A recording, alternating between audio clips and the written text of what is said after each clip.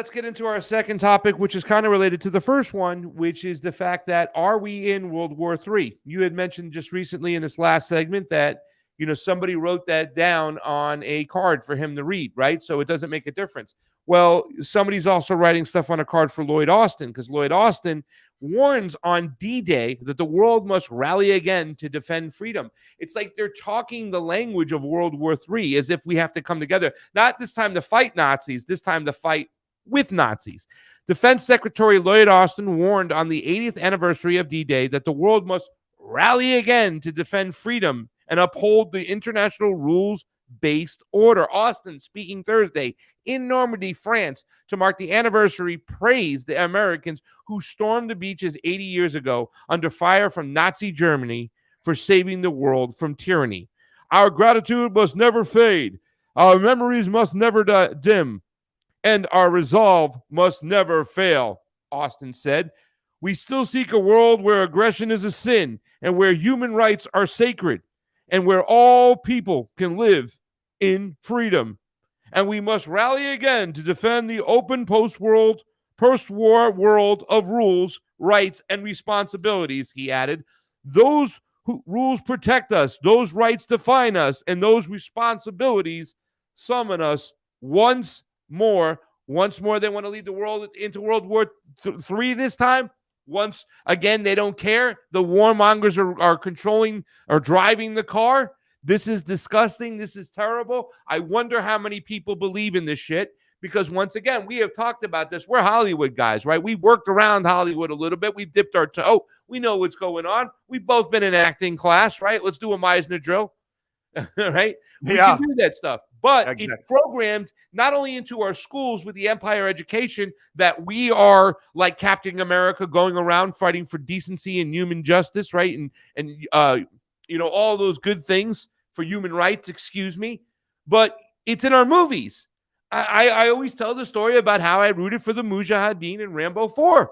It's terrible, against the Russian bear, the evil, and they even made him do steroids in the movie, right? Like they even did that, and that's that whole, remember the Russian steroid scandal and stuff in which the United States got a bunch of athletes, eliminated because they framed them and all that shit. Yeah. I mean, it's crazy. But they, once again, calling for us, America and the world, to take up arms is sickening.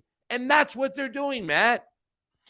So we talk about the acting job, the theater. We have the theater background. We understand how acting. So you mentioned Meisner. I'm gonna talk about the method acting. Those of you guys who don't know, this is the type of performance we've seen from like a Heath Ledger, who becomes the Joker and can't shake it. So all of our warmongering leaders, they're all doing method acting. They are putting into practice the actual thing to be the most believable they can be. And that's what you live and you breathe. You embody this character so you can have it 24/7, looking at the camera and just have that, just salivating at their lips for another opportunity to defend freedom. This is great. Okay, so what's coming next, Pasta, and Sasha Nezev has been our guy out in Serbia, is giving us this perspective every week on our World War III watch. And Sasha says, look, we look to the past. We look at how World War I and II, how did we get in there? How did we get involved? There's always a false flag operation. That's what's coming. A false flag that gets us into it. And then we can retroactively say it's been happening this whole time. This was when we were forced to enter. The Americas were forced to enter because of Pearl Harbor. We're forced to enter. We were forced to do the war on terror because of 9/11. So there's a false flag operation in play. It's going to force us on the battlefield as we, like we said, defending freedom, on another opportunity to make money. Money going up to the warmongers' pockets for the military-industrial complex. The rest of us being put in the middle of nuclear war. That's what's happening. Yep. It's crazy. And Gerald Salente says it too, kind of what you're talking about, what Sasha's talking about. When all else fails, they bring us to war. And that's what they're going to do. They're going to try to take us by the hand and take us into war. And we know this. I mean, we had the discussion, me and Fiorella earlier today. Has it already started? There's so much stuff going on. Look, we have this whole situation in Ukraine, which has been going on for, 10 years now, 2014. And it was a proxy war. We understood it was plain and simple. If you just have to be paying attention a little bit to see that the United States was thrusting a color revolution to get rid of the government over there, to be agitants towards the friggin' Russians. Everything from putting in, biological weapons base and CIA, bases and all these other things to keep an eye and to agitate the bear, right? Victoria Nuland, FDEU, doing that. So they've been dealing with the situation for quite some time. But what they wanted to do, these are the people in the United States, right? The foreign policy apparatus, they wanted to goat the Russians into going into Ukraine and then have that same argument. We talked about it. We got to fight them over there so we don't fight them over here, because that's the argument. And you hear this from both sides of the aisle. You hear this from the Blinkens and you hear this from, Jeffries. If we don't stop Vladimir Putin and we don't give the Ukrainians the money to do this, right? Vladimir Putin, who's like Thanos, is going to take Poland next, and he's going to take Europe, and we'll be fighting him over here instead of fighting him over there. That's the same rhetoric as George W. Bush. So it's the cycle again. So, I mean, a lot of people have been paying attention to this. Now we have this new article. I want to bring this up over here. And literally talking about NATO troops, land corridors could rush U.S. troops to the front line in the event of a European war. Let me say it again. NATO land corridors could rush U.S. troops to the front line in the event of a European war. NATO is developing multiple land corridors to rush U.S. troops and armor to the front lines in the event of a major European ground war with Russia. American soldiers would land in one of 5 ports to be channeled along a pre-planned logistical routes to confront a possible attack by Moscow, officials told the Telegraph.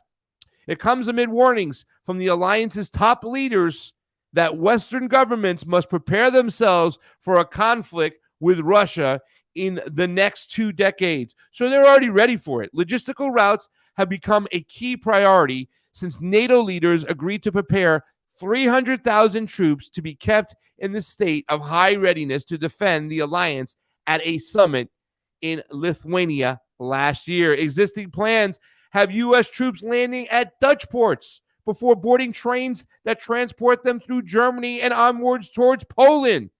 Wow. In the event of a Russian invasion of NATO, U.S. troops would be shipped to the ports of Rotterdam before being transported eastward. That's the word that should really scare you. Troops moving eastward. But arrangements are also being made behind the scenes to expand the routes to other ports to ensure the ground line of communications cannot be severed by Moscow forces. Lieutenant General Alexander Salfrank, the chief of NATO's JSEC Logistics Command, told the Telegraph, Ukraine suffers very much from these Russian long-range missile attacks on the logistics systems. Now, this map is the map that is really scary. There's another map that's going around, and if you can make the map big as you can, Jamie. Yes, that's what she said. Get to that map. You can see this. This is where they're coming in. Guys, this should be a nightmare scenario for everybody. It's a foregone conclusion with these people that we are already in World War III. And instead of talking about how we stop this from happening because of the event of nuclear annihilation, nuclear holocaust, as Denzel Washington would refer to it in the movie Crimson Tide, which was the most watched movie on a submarine base, there's no coming back from it. Once the ICBMs cross each other, it's nuclear holocaust. But these people that are pulling the strings, some of these people who are pushing this ideology of sorts that there has to be a World War III, they really think they're going to live safely underground and be exempt for what's going on. And once the nuclear winter clears, they'll come back up and they'll repopulate and start life over again. That's the mentality of a lot of these people, whether we like it or not, because otherwise, why would they be pushing this? Go ahead, Matt. Okay, so you're absolutely right, Pasta. This is no joke. This is the worst it's ever been. This is Cuban Missile Crisis times 10,000, 10 million at this point. But looking at the calendar, looking at the timeline, you mentioned 2014. That is the moment in time. That's the moment of truth that we're going to be dating that. That is the moment that World War III started. And the blueprint they're following, this is the Hitler blueprint. They told us in February of 2022 that, and this is how many years later? That's 6 years later. They told us in 2020, or 8 years later. I'm sorry, 8 years later. They told us in 2022 that Putin was the next Hitler. He woke up one morning, decided to invade Ukraine, but we'd set the groundwork before. This is the moment that the false flag happens, and we get put into this conflict as the good guys to stop the world from being taken over by this madman. We tried to hold him off. We couldn't. When Lindsey Graham warned us that it was down to the last Ukrainian, and all the Democrats and lefties thought it was great to be across the aisle handshaking with a psychopath. And we warned everyone then. And I had to look into it more. I didn't know the details. I had to learn about the Maidan coup. I had to learn about the neo-Nazi, the Azov battalion. I had to learn about this shit, about what was actually going on since 2014. But I told everyone then, look at what he's saying to the last Ukrainian. Look, what does that mean? It means he doesn't give a shit if we go all through them. But now we're getting the results of that. And I'll say to all my lefty friends here in Hollywood, you got what you asked for. You got the last Ukrainian. Guess what's next? It's exactly what you just showed on that map, Craig. It's time for us to go. Now it's to the last American. It doesn't matter. We're all expendable. It's just there's an order. There's a pecking order. There's a class system, right? Ukrainians are lower down on the totem pole. We're next. And that's what's going to happen next. But here's I don't want to be just doom and gloom here. There is one silver lining here. And if you look at the timeline very carefully, everything they did in 2012, 2013, 2014, when Trump was investigating that's why he got the impeachment for making the phone call to Zelensky. Trump was not supposed to be in office. Everything that's happening is happening late. They're behind schedule. The Zelensky, selecting Zelensky as the theater actor, literally a television president actor, a stage actor. Everything they're doing is happening late. It's taking longer. And that could work in our benefit.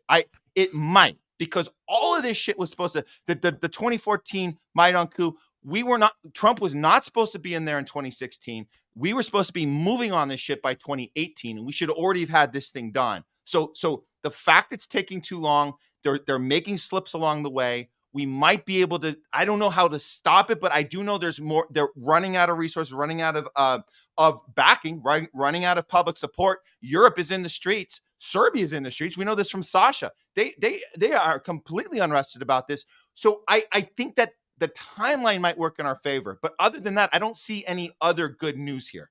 Yeah. It's funny because I don't know if I agree with you there. There might be a little disagreement between us because we don't have many, because I think a lot of the whole Donald Trump stuff was kabuki theater to get us into a certain spot right now where there can be overreach when he gets back in power by demonizing him. Who knows?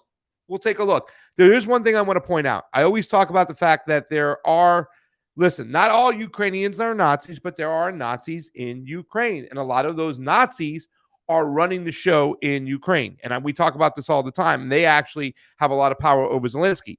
This is Gustavo Petro. He is the president of Colombia. Look what he just said recently. Jamie, if you could take down the banner so we can see the words right below him, I would appreciate that, honey. Thank you. We had DC pizza together twice. We didn't have any Costco pizza. Just want to report that. And it was damn good. It was late at night. This is some of Gustavo Petro. Listen to what he has to say. El fascismo está ascendiendo en el mundo y hay que llamarlo como es. Son los nazis que vuelven al poder, que se vienen a vengar, que quieren hacer de la humanidad un robot esclavizado, sin libertad. Hay un experimento corriendo, usando a Gaza como su laboratorio. Los nazis lo practicaron en pequeño, relativamente, y trataron de exterminar el pueblo judío y al pueblo soviético y a los pueblos democráticos y a los socialistas y a los comunistas y a todo lo que les pareciera diferente. Y eso que planteó Hitler es lo que se está aplicando en Gaza, pero como un experimento para el mundo. Las bombas de Gaza no las disparan unos simples soldados israelíes. Es un capital enorme en el mundo, centralizado, coordinado, que influye en los grandes gobiernos. Los nazis están en el poder.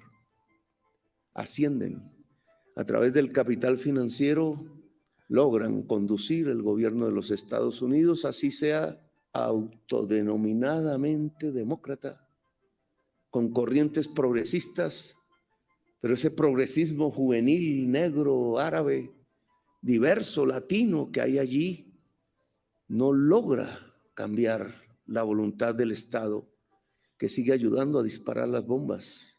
Y no ocurre en Europa. Después de tantas luchas obreras y revoluciones socialistas y democráticas, la misma Europa se entrega a los nazis.